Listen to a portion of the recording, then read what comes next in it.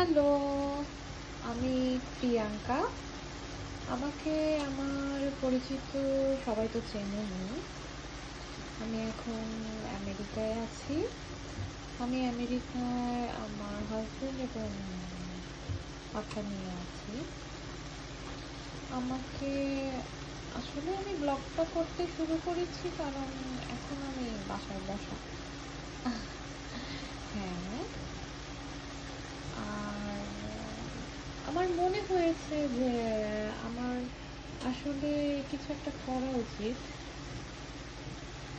আমি আমেরিকায় এসেছি, তারপরে অনেকে আমার পরিচিত বা অপরিচিত বলবো, কারণ হচ্ছে অনেকে ফ্রেন্ডের ফ্রেন্ড হয়তো আমি চিনি না, বা আমার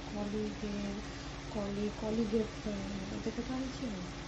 ওরাও আমার সাথে পরিচিত হয়ে অনেক ব্যাপারে ডিসকাস করতে চেয়েছে, এবং ডিসকাসের প্রথম বিষয়টাই হচ্ছে প্রথম এবং প্রধান বিষয়টাই হচ্ছে যে আমি কিভাবে আসলাম, আমেরিকায় আসতে হলে কিভাবে অ্যাপ্লাই করতে হয়, এই টাইপসের।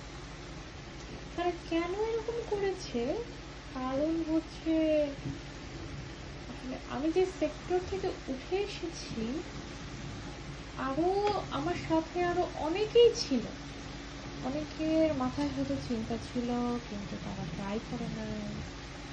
আমার থেকে আরো অনেক অনেক ভালো জায়গায় আছে, কিন্তু তারা মনে মনে হয়তো চিন্তা করে ভাবে, বা দু একবার হয়তো ট্রাইও করেছে, কিন্তু তারা জিনিসটা সাকসেস করতে পারে না। তো এইরকম ব্যাপারগুলা আছে, আমাদের অনেকের মাঝে আছে। আর এখন বাংলাদেশের যে একটা পরিস্থিতি, এখন কোনো হিন্দু মুসলিম নেই। এখন সবাই সবাই যে যার মতো চাইছে দেশটা ত্যাগ করতে আসলে। তো যারা এতদিন চাচ্ছিল যে দেশেই থাকবে, তারাও এখন চাইছে দেশটা কিভাবে ছাড়া যায়। তারা শুধু আমেরিকার জন্য না, মানে যে কোনো একটা দেশে তারা চলে যেতে চায়, বাংলাদেশ থেকে অন্য যে কোনো দেশে চলে যেতে চায়। তো আমি তো অন্য দেশগুলোর কথা জানি না, বাট আমেরিকায় আমি নিজে কিভাবে এসেছি আমি সেটা জানি।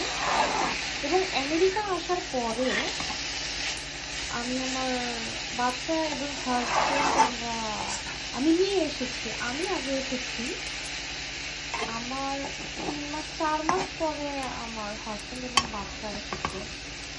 তো আসার পরে আমরা কি কি ধরনের সমস্যাগুলো ফেস করেছি আমি সেটা শেয়ার করতে চাই আসলে। কারণ দেশের পরিস্থিতি একরকম, আর বিদেশে আসলে বিদেশে সোনার হরিণ না, কিছু না, কিন্তু বাংলাদেশের মানুষ মনে করে যে, আমার কাছে একসময় মনে হতো, আমার হাজবেন্ডের কাছে একসময় মনে হতো যে আসলে জিনিসটা সোনার হরিণ আছে, এরকম কিছু না।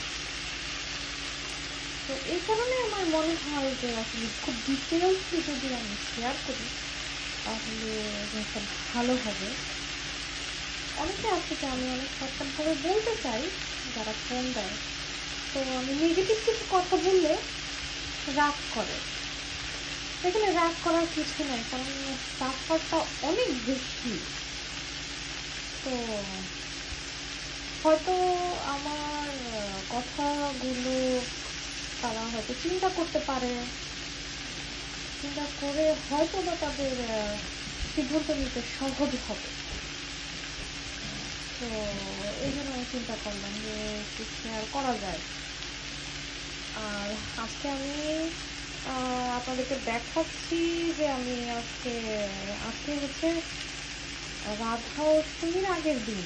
তো আমি অবশ্যই রাধা অষ্টমী করতে চাই, এবং আজকে তাই আমি নিরামিষ রান্না করছি। আমি এখানে পাতাকপি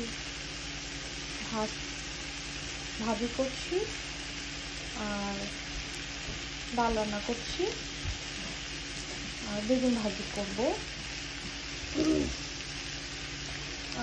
একটা শর্টকাট রান্না করবো। কারণ হচ্ছে আমি শুধু করছি তো, আমার হাজবেন্ড আর বাচ্চার জন্য মাছ রান্না করা আছে।